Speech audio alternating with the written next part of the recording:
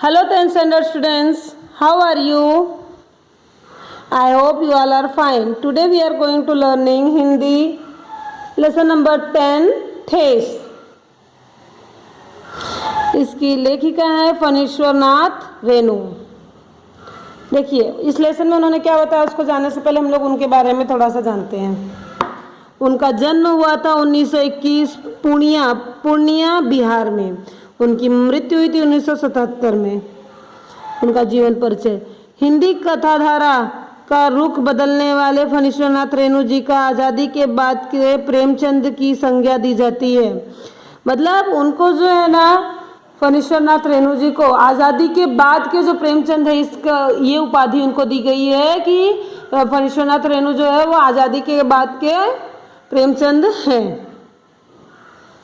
आपकी कहानियों और उपन्यासों में आंचलिक जीवन की धुन, गंध, लय, ताल, सुर, सुंदरता, कुरूपता स्पष्ट रूप से दिखाई पड़ती है। आपकी भाषा शैली में एक जादुई असर मिलता है।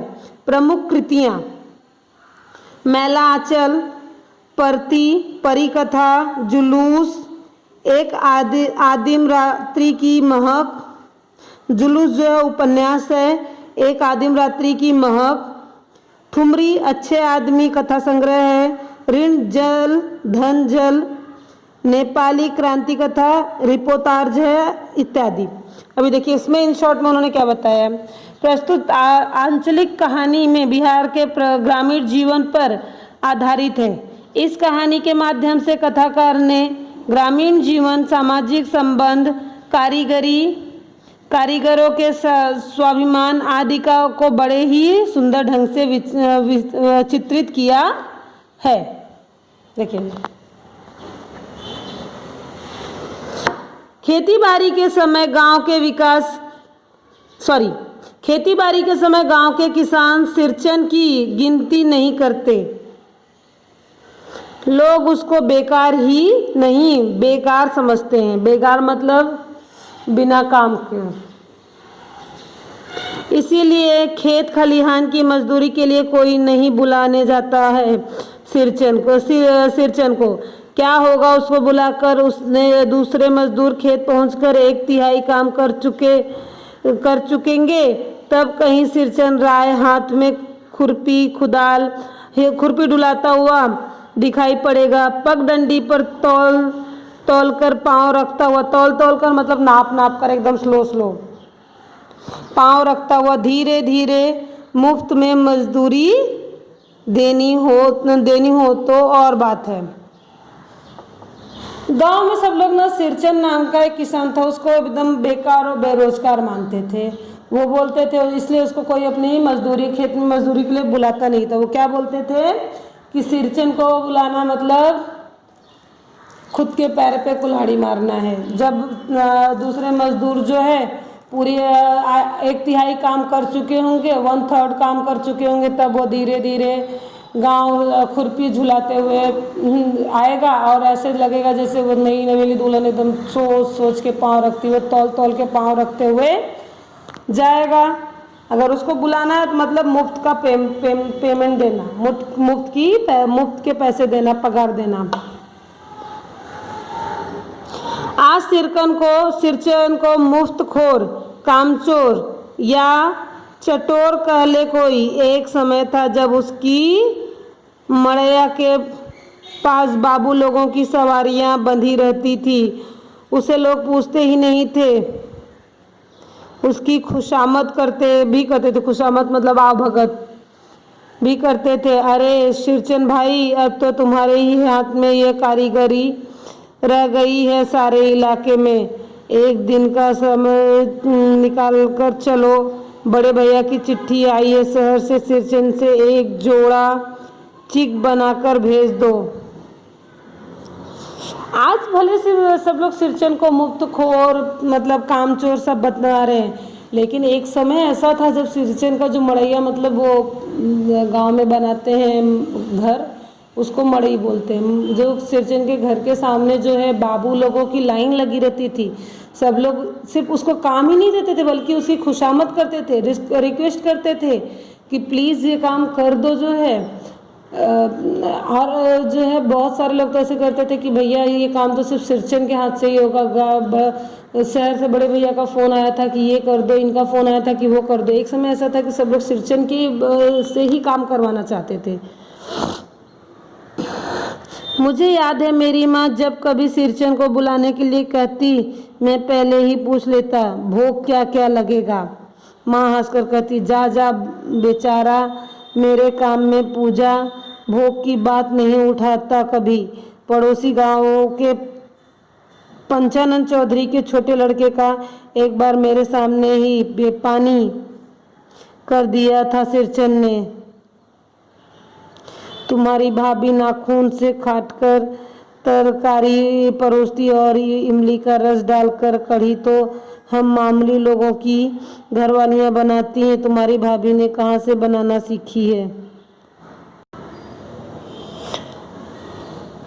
मुझे याद है, मतलब वो क्या बोलते हैं कि मुझे याद है कि एक बार जब माँ ने मुझे बोला कि सिरचन को बुला कर लाओ, तो मैंने उनसे पहले ही बोला था, पूछा था कि भोग क्या क्या लगाओगी, खाना क्या क्या बनाओगी। फिर तो माँ ने मेरी हंसकर क्या बोला था कि जा बेचारा, मेरे काम में पूजा भोग की बात नहीं उठाता कभी वो। फिर उसको याद है कि एक बार पड़ोसी गांव के पंचानंद चौधरी के छोटे लड़के ने जब उसके सामने उससे बहस की थी, तो सिरचन ने जो है उसकी एकदम बोलते हैं ना बेइज्जती कर दी थी। क्या बोला था उसने उनको कि तुम्हारी भाभी तो नाखून से काट कर भाजी परोसती है, परोसती भाजी, तरकारी मतलब भाजी परोसती और इमली का रस डाल के कढ़ी बनाती है। ये तो हम जैसे मामूली के घरों में घरवालियाँ भी बनाती है, हमारे घरों में बनता है, तो तुम्हारी भाभी ने कहाँ से सीखा? इसीलिए सिरचन को बुलाने से पहले मैं माँ से पूछ लेता। सिरचन को देखते ही माँ हुलस कर कहती, आओ सिरचन, आज नेनू मत रही थी तो तुम्हारी याद आई। घी की खखोरन के साथ चूड़ा तुमको बहुत पसंद है ना? और बड़ी बेटी ने ससुराल से संवाद भेजा है, उसकी ननद रूठी हुई है मोती की शीतल पार्टी के लिए। वो इस तरह से वो कर देता था, इसलिए वो उसको बुलाने से पहले ही अपनी माँ से पूछ लेते थे कि क्या बनने वाला है, क्या बनाने वाले हो आप जो है खाने में। तो क्या हुआ था, उसको देखते ही जो है माँ एकदम ये हो जाती थी, आओ आओ सिरचन, आज घी नेथू मतलब वो मक्खन बोलते हैं ना, मक्खन वो बना रही थी तो तुम्हारी याद आ गई, क्योंकि तुम्हें जो है ये जो घी बनाने के बाद जो ये बचता है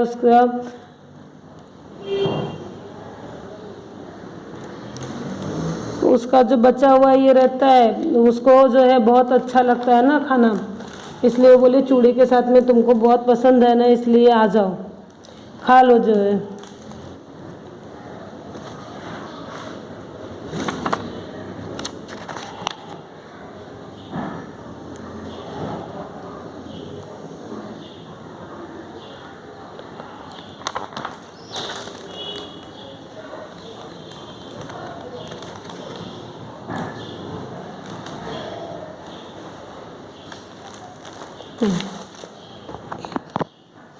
और मेरी बड़ी बेटी की जो है ससुराल से मेरी बड़ी बेटी ने बोला है कि उसकी ननंद गुस्सा होकर बैठी है, उसको जो है मोती की शीतल पार्टी चाहिए, इसलिए वो गुस्सा के बैठी, इसलिए मैंने तुमको बुलाया है। सिरचन अपनी पनियाई जीभ को संभाल कर, पनियाई मतलब एकदम ला रहा, उसको देख के वो घी का वो उसको एकदम पानी आने लगता है मुंह में, संभाल कर हंसता, घी की सौंधी सुगंध सूंघ कर ही आ रहा हूँ काकी, नहीं तो इस शादी ब्याह के मौसम में दम मारने की भी छुट्टी कहाँ मिलती। दम मारना मतलब सांस लेने की भी फुर्सत नहीं मिलती है। वो क्या बोलता है सिरचन, अपना एकदम उसको मतलब एकदम बोलता है ना, कोई चीज़ देखते आपको पसंद है मिठाई या कुछ, तो आपके मुंह में पानी आ जाता, देखते ही वैसे उसके मुंह में पानी आ, वो संभालते ही बोला, फिर भी अपने आप को संभालते हुए बोला कि घी की खुशबू से ही इधर आया काकी, नहीं तो इस शादी ब्याह के सीजन में, शादी ब्याह के मौसम में दम मार सांस लेने की भी फुर्सत कहाँ मिलती है। सिरचन जाति का कारीगर है। मैंने घंटों बैठकर उसके काम करने के ढंग को देखा है। एक एक मोती और पटेर को हाथ में लेकर बड़े जतन से उसकी कुच्ची बनाता, फिर कुच्चियों को रंगने से लेकर सुतली सुलझाने में पूरा दिन समाप्त। काम करते समय उसकी तन्मयता मतलब क्या होता है कि एकदम उसमें लगन के साथ जो है, तन्मयता में जरा भी बाधा पड़ी कि गेहूं सांप की तरह फुफकार उठता। फिर किसी दूसरे से करवा लीजिए काम। सिरचन मुंहजोर है, कामचोर नहीं। वो क्या बोलता कि उसे काम में थोड़ी सी भी ये पड़ती जो वो कोई भी टीका टिप्पणी करता, कोई भी कुछ बोलता तो सीधा एकदम गुस्सा के उठ जाता और बोलता ठीक है फिर आप सिरचन से मत करवाइए, आप मुझसे मत, आप किसी और से करवा लीजिए। सिरचन मुंहजोर है। मुंहजोर मतलब मुंह से बोलता है, मुंहफट है, पर जो है कामचोर नहीं है। समझ में आया। बिना मजदूरी के पेट भर भात पर काम करने वाला कारीगर। दूध में कोई मिठाई न मिले तो कोई बात नहीं, किंतु बात में जरा भी झाला वह नहीं बर्दाश्त कर सकता। वो क्या बोलते थे कि पेट भर खाने को भात में नहीं मिल जाए बस इतना ही। वो बिना मजदूरी के भी काम कर सकता था, लेकिन उसको अच्छे से प्यार से बोल के काम करवाओ तो ही, कोई उसको झल्ला के गुस्सा करके काम करे तो फिर देखो फिर वो सहन नहीं करता था। सिरचन को लोग चटोर भी समझते हैं। तली बघारी हुई तरकारी, दही की कड़ी, मलाई वाला दूध, इन सब का प्रबंध पहले कर लो, तब सिरचन को बुलाओ। दुम हिलाता हुआ हाजिर हो जाएगा। खाने पीने में चिकनाई की कमी हुई कि काम की सारी चिकनाई खत्म। काम अधूरा रखकर उठ खड़ा होगा। आज तो अब अध कपाली दर्द से माथा टनटना रहा है। थोड़ा सा रह गया है, किसी दिन आकर पूरा कर दूंगा। किसी दिन माने कभी नहीं। सिरचन को लोग ना चटोर भी कहते थे, मतलब कि उसको तली भुली एकदम फ्राई चीज़ें जो है पसंद होती थी। लोग जो है उसको बुलाने से पहले खाने में जो है तेल में तला भुना सब जो है दूध, मलाई वाला दूध सब इंतज़ाम करके ही बुलाते थे। अगर उसके खाने में थोड़ी सी भी कमी हुई तो वो काम अधूरे में छोड़कर उठ जाएगा और बोलेगा कि ठीक है फिर कभी आके कर देता, और उसका फिर कभी आना मतलब कभी नहीं आना होता था। मोती घास और पटेर की रंगीन शीतल पाटी, बांस की तीलियों की झिलमिलाती चिक, सतरंगे डोर के मोढ़े, भूसी चुन्नी रखने के लिए मुंज की रस्सी के बड़े बड़े जाले, हलवाओं के लिए ताल के सूखे पत्तों की छतरी टोपी तथा इसी तरह के बहुत से काम जिन्हें सिरचन के सिवा गांव में और कोई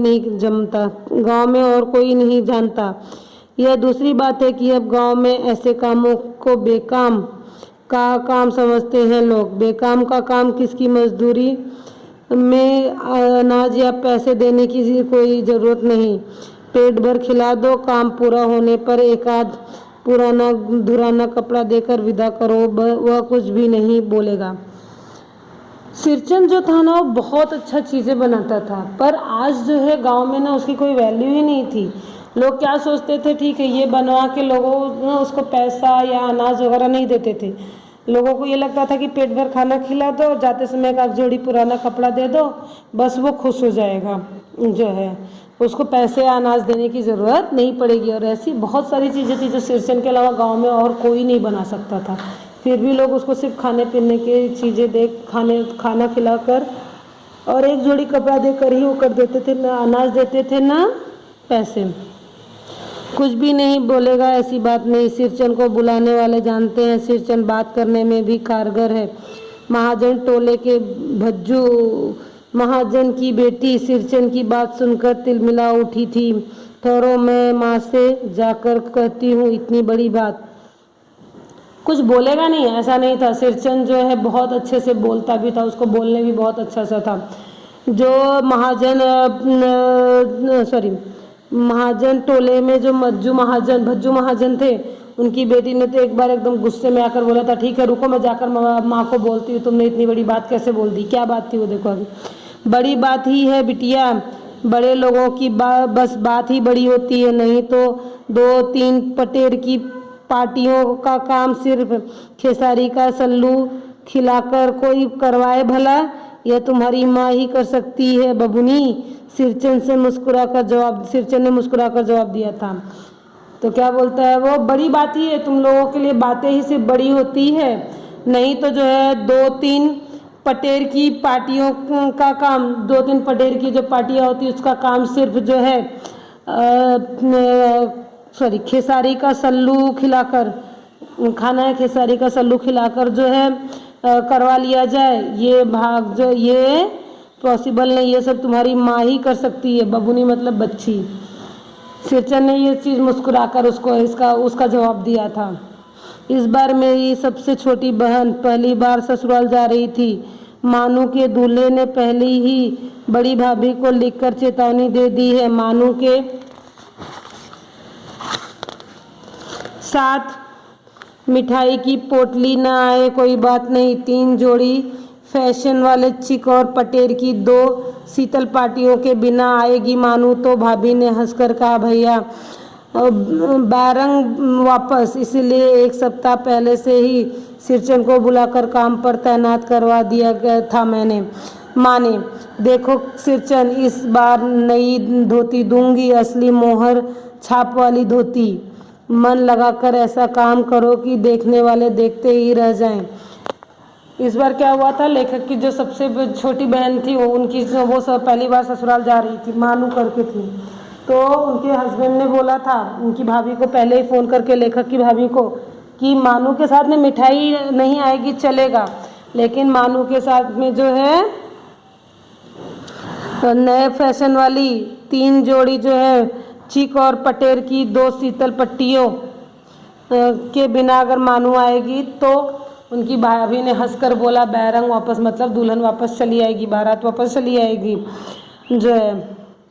तो इसके लिए उनकी माँ ने 1 हफ्ता पहले से बुलाकर उनको जो है सिरचंद को काम पर लगा दिया था, और सिरचंद को बोला भी था कि सिरचंद अच्छे से काम कर, देखने वाला देखता ही रह जाए, ऐसा बना तो मैं तुझे जो है नई धोती दूंगी, मोहर की छाप वाली नई धोती। पान जैसी पतली छुरी से बांस की तीलियां और कमानियों को चिकनाता हुआ सिरचंद अपने काम में लग गया। रंगीन सुतलियों में झब्बे डालकर वह चिक बुनने बैठा। 1.5 हाथ की बिनाई देखकर ही लोग समझ गए कि इस बार काम एकदम नए फैशन की चीज़ बन रही है। उसके बाद वो अपने काम में लग गया। थोड़ा ही हुआ था उसका बना के कि लोगों को समझ में आ गया कि इस बार नए डिज़ाइन का, नए फैशन का ये बन रहा है। मछली भाभी से नहीं रहा गया, पर्दे की आड़ से बोली, पहले ऐसा जानती कि मोहर छाप वाली धोती देने से ही अच्छी चीज़ बनती है तो भैया को खबर भिजवाती थी।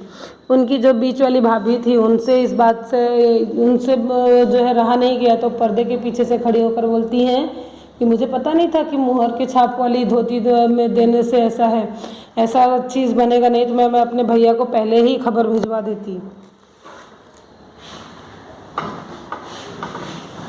काम में व्यस्त सिरचंद के कानों में बात पड़ गई। बोला, मोहर छाप वाली धोती के साथ रेशमी कुर्ता देने पर भी ऐसी चीज़ नहीं बनती बहुरिया। मानू दीदी काकी की सबसे छोटी बेटी है, मानू दीदी का दूल्हा अफसर आदमी है। तो वो काम में अपने बिजी था, लेकिन उसको सुनाई दिया तो उसने क्या बोला कि मोहर छाप धोती के साथ में अगर तुम रेशमी कुर्ता देती तो भी ऐसा नहीं होता। ये तो मेरा जो है प्यार है, मानू दीदी जो है काकी की सबसे छोटी बेटी है, और मानू दीदी का जो आदमी है वो क्या है, अफसर आदमी है, इसके लिए बना रहा हूँ। मछली भाभी का मुंह लटक गया। मेरी चाची ने फुसफुसा कर कहा, किससे बात करती है बहू, मोहर छाप वाली धोती नहीं मूंगिया लड्डू, बेटी की विदाई के समय रोज मिठाई जो खाने को मिलेगी, देखती है ना। तो ये सब सुनकर जो है मछली भाभी का मुंह एकदम लटक गया।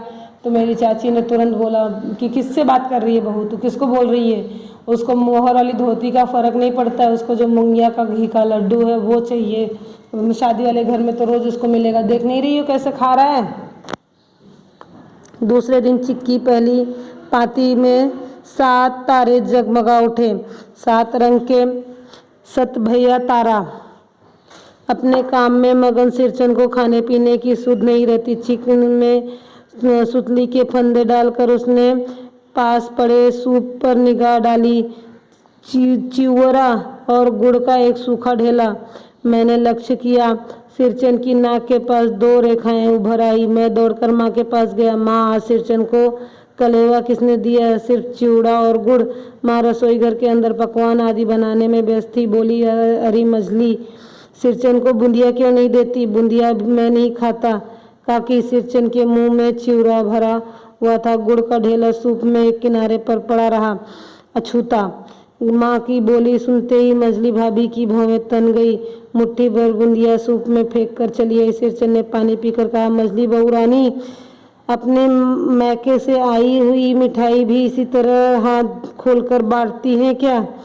बस मछली भाभी अपने कमरे में बैठकर रोने लगी। चाची ने माँ के पास जाकर कहा, मुंह लगाने से सिर पर चढ़ेगा ही। किसी के नैहर ससुराल की बात क्यों करेगा वह? तो क्या हुआ कि एक दिन देखा उसने कि वो काम में अपना इतने व्यस्त रहता था कि उसको खाने पीने की सुध ही नहीं रहती थी, उसको खाने पीने का याद ही नहीं रहता था। वो लगा के जो है अपना एक काम शुरू करके उसने उसको छोड़ दिया। जो है उसको करने के लिए जब वो खाने की तरफ देखा तो चिवड़ा और गुड़ उसमें एक तरफ सूप में रखा हुआ था। वो खाना देखते ही लेखक को समझ में आ गया कि इसको पसंद नहीं आया। वो अंदर गया और पूछा, माँ, आज खाना किसने दिया उसको, जो है सिरचन को? तो माँ ने बोला, मछली बहू, क्यों नहीं दी बूंदिया उसको? तो वो ले जाके बूंदिया मुट्ठी भर दे के आई। तो सिरचन बोलता है कि नहीं माँ, मैं से बूंदिया नहीं खाऊंगा काकी। तो उसके बाद उसने मछली बहू को बोला कि तुम्हारे मायके से जो आएगा वो भी ऐसे मुट्ठी भर के ही बांटती हो क्या? इतना बोलना था कि मछली भाभी जो है अंदर जाके जो है रूम में बैठ के रोने लगी। और उनकी जो है चाची को बहुत बुरा लगा। वो आए और उनकी माँ को बोली, किसी को इतना सिर पे चढ़ाओगे तो ऐसे ही होगा ना। देखो, किसी के मायके ससुराल के, नैहर मतलब मायके ससुराल के ऊपर जाने की उसको क्या हक है, उसको क्या ज़रूरत है? मछली भाभी माँ की दुलारी बहू है। माँ तमक कर बाहर आई, सिरचन तुम काम करने आए हो, अपना काम करो। बहुओं से बदकुट्टी करने की क्या ज़रूरत है? जिस चीज़ की ज़रूरत है हो मुझसे कहो। सिरचन का मुंह लाल हो गया, उसने कोई जवाब नहीं दिया, बस बांस में टंगे हुए अधूरे चिक में फंदे डालने लगा। मानो पान सजाकर बाहर बैठक खाने में भेज रही थी। चुपके से पान का एक बीड़ा सिरचन को देती हुई इधर उधर देखकर बोली, सिरचन दादा, काम काज का घर, 5 तरह के लोग 5 किस्म की बात करेंगे, तुम किसी की बात पर कान मत दो। जो मछली भाभी थी वो माँ की लाडली बहू थी, उनके लेखक के माँ की एकदम प्यारी बहू थी। उनको रोते हुए देखकर माँ एकदम गुस्से में आ गई। बाहर आकर बोली कि सिरचन, तुम काम करने आए हो ना तो काम ही करो, किसी की बातों को ध्यान मत दो। बहुओं से बात क्यों कर रहे हो? जो है तुम्हें जो चाहिए मुझसे बोलना। ये सब सुन के जो है सिरचन को बहुत गुस्सा आया। वो एकदम तमतमा गया और कुछ, लेकिन उसने कुछ बोला नहीं, कुछ किया नहीं। सिर्फ उसने जो है उनको अपना काम करने लगा। जो मानू थी वो सब पान लगा के बैठक में भेज रही थी। उसने धीरे से एक सिरचन को ला के दिया और धीरे से सिरचन को बोला कि सिरचन दादा, ये लो खा लो, और यहाँ पे ये शादी ब्याह का घर है, यहाँ पे जितने लोग उतने तरह की बातें, पर आप किसी की बात को ध्यान मत देना। सिरचन ने मुस्कुराकर पान का बीड़ा मुंह में ले लिया। चाची अपने कमरे से निकल रही थी। सिरचन को पान खाते देखकर अबाक हो गई। सिरचन ने चाची को अपनी और अचरज से घूरते हुए देखकर छोटी चाची कहा, छोटी चाची, जरा अपनी डिबिया का गमका हुआ जर्दा खिलाना, बहुत दिन हुए। चाची कई कारणों से जली भुनी रहती थी। सिरचन से गुस्सा उतारने का ऐसा मौका फिर नहीं मिल सकता।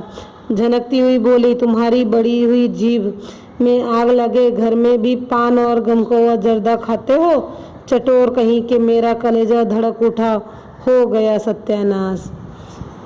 सिरचन ने सिरचन को बहुत अच्छा लगा। सिरचन खुश होकर पान का बीड़ा लेकर पान का वो लेकर अपने मुंह में डाला और उतने में ही उसने देखा कि चाची आ रही है और चाची ने उसको एकदम बोलते हैं ना आश्चर्य से सरप्राइज होकर देखा कि अरे ये पान खा रहा है। तो उसने भी चाची को बोला, चाची अपने उससे जो है जर्दा थोड़ा सा गम को हुआ जर्दा दे दो ना खाने के लिए। चाची तो एकदम सिरचन से ऐसे ही गुस्से में रहती थी, इससे अच्छा मौका उनको नहीं मिलता अपनी भड़ास निकालने के लिए। उन्होंने बोला घर में भी खाते हो क्या। और जब ये सब लेखक सुन रहा था तो उसको बस ये हो गया कि बस अब तो सब चीज़ों का सत्यानाश हो गया, अब बन चुका सब सामान जो है। बस सिरचन की उंगलियों में सुतली के फंदे पड़ गए। मानो कुछ देर तक वह चुपचाप बैठा पान को मुंह में घुलाता रहा। फिर अचानक उसका पिछवाड़े पिक थूकाया और अपनी छुरी, हंसिया वगैरह समेट संभाल कर झोले में रखे। टंगी हुई अधूरी चिक पर एक निगाह डाली और हनहनाता हुआ आंगन से बाहर निकल गया। मानू कुछ नहीं बोली, चुपचाप अधूरी चिक को देखती रही। सातों तारे मंद पड़ गए। माँ बोली, जाने दे बेटी जी, छोटा मत कर, मानू मेले से खरीद कर भेज दूंगी। मैं सिरचन को मनाने गया, देखा एक फटी हुई शीतल पाटी पर लेटकर वह कुछ सोच रहा है। मुझे देखते ही बोला, बबुआ जी अब नहीं, कान पकड़ता हूँ, अब नहीं। मोहर छाप वाली धोती लेकर क्या करूँगा, कौन पहनेगा। ससुरी खुद मरी, बेटे बेटियों को ले गई अपने साथ। बबुआ जी मेरी घरवाली जिंदा रहती तो मैं ऐसी दुर्दशा भोगता। यह शीतल पाटी उसी की बुनी हुई है। इस शीतल पाटी को छू कर कहता हूँ अब यह काम नहीं करूँगा। गांव भर में तुम्हारी हवेली में मेरी कदर होती थी, अब क्या। मैं चुपचाप वापस लौट आया। समझ गया कलाकार के दिल में ठेस लगी है, वह नहीं आ सकता। इतना बोलना था चाची का कि वो एकदम गुस्से में बुरा मानकर चला गया और अपने जो है मड़ई में अपने घर में जाकर लेट गया और कुछ तो सोच रहा था। जब वहाँ पे मन्नू दीदी एकदम उदास हो गई। मन्नू दीदी ने भी नहीं रोका, मानू दीदी ने भी उनको नहीं रोका और एकदम उदास से देखती रही थी। उनकी माँ ने उनको सांत्वना देने के लिए बोला कि रहने दो, मेले से मंगा कर भेज दूँगी, जो खरीद कर भेज दूँगी। तो फिर भी लेखक एक बार सिरचन के यहाँ पे गया, लेकिन सिरचन ने बोला कि मेरी बीवी रहती, मेरी बीवी खुद गई है, बच्चों को भी साथ लेकर चली गई, इसलिए आज मेरी दुर्दशा हो गई। बबुआ बच्चा, क्या मेरी बीवी रहती तो मेरी ये दुर्दशा होती? नहीं ना। पूरे गांव में से तुम्हारे घर में ही मेरी इज्जत होती थी, आज वहाँ पे भी ऐसा हो गया। तो अब मैं कसम खा के बोल रहा हूँ कि मैं अब कभी यह काम नहीं करूँगा। तो लेखक को ये समझ में आ गया था कि उसको दिल में लग गई है बात, उसको मतलब सच में बुरा लगा, इसलिए उसने फिर उसको जो है वो वापस चलाया, कुछ बोला नहीं। बड़ी भाभी अधूरी चिक से में रंगीन छीट का झालर लगाने लगी। वह भी बेजा नहीं दिखलाई पड़ता क्यों। मानू कुछ नहीं बोली बेचारी, किंतु मैं चुप नहीं रह सका। चाची और मजली भाभी की नज़र न लग जाए इसमें भी। भाभी जो थी, बड़ी भाभी जो थी, वो अधूरी चिक पे ही पूरा झालर उलर लगा के अच्छे से वो करने लगी और बोली ये भी तो ख़राब नहीं लग रहा है। मानू दीदी कुछ बोली नहीं, लेकिन लेखक जो थे वो चुप नहीं रह पाए। वो क्या बोले, देखो मजली भाभी की और चाची की नज़र ना लग जाए इसमें भी। मानू को ससुराल पहुंचाने में ही जा रहा था। स्टेशन पर सामान मिलाते समय देखा मानू बड़े जतन से अधूरी चिक को मोड़ कर लिए जा रही है अपने साथ। मन ही मन सिरचन पर गुस्सा आया और चाची के सुर में सुर मिलाकर कोसने